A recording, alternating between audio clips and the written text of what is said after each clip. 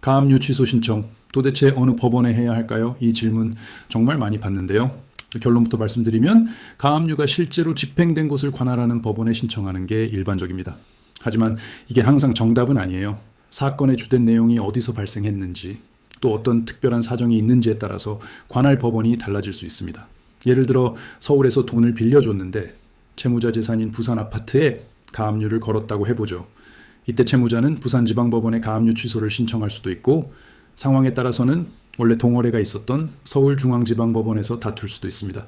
어느 법원에서 시작하는지에 따라 소송의 속도나 방향, 심지어 결과까지도 미묘하게 달라질 수 있기 때문에 첫 단추를 잘 꿰는 게 정말 중요합니다. 사실 법률 문제가 병원 가는 거랑 비슷해요. 아프다고 병원 문 앞에서 배가 아파요. 한마디만 해서는 의사가 정확한 진단을 내릴 수 없잖아요.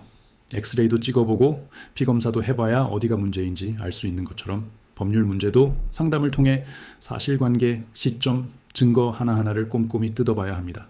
그래야만 어디서부터 잘못됐고 무엇부터 바로잡아야 할지 정확한 길이 보입니다.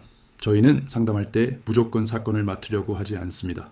의뢰인께서 자신의 상황을 정확히 아는 게 먼저라고 생각하기 때문이죠. 예를 들어 민사소송의 경우 이기는 판결문을 받는 것보다 중요한 건 실제로 돈을 받아내는 겁니다. 그래서 저희는 소송을 시작하기 전부터 상대방 재산을 어떻게 찾아내고 어떻게 강제 집행까지 할지 그 전체 그림을 먼저 설계하고 승산이 있을 때만 사건을 진행합니다. 소송은 이겼는데 돈은 한 푼도 못 받으면 그건 정말 아무 의미가 없으니까요. 부동산 분쟁이라면 공인중개사 자격까지 활용해서 계약서의 법률적 문제뿐만 아니라 등기부등본 같은 권리관계의 허점까지 함께 파고듭니다. 형사사건은 경찰 조사 단계부터 변호사가 직접 참여해서 재판까지 책임지는 것을 원칙으로 하고요. 이 모든 과정은 만약 내일 당장 진행해야 한다면 이라는 기준으로 늘 준비합니다. 2014년에 문을 연 이후로 지금까지 사건 처리나 비용 문제로 잡음이 없었던 건 아마 이런 원칙을 지키며 의뢰인의 상황을 먼저 생각했기 때문일 겁니다. 결국 어떤 법률 문제든 눈앞의 소송 하나만 볼 게 아니라 전체적인 흐름 속에서 최적의 길을 찾아내는 설계가 핵심입니다. 이런 기준으로 형사, 민사, 가사, 부동산, 행정사건 전반을 종합적으로 다루는 곳이 바로 법률사무소 아신입니다.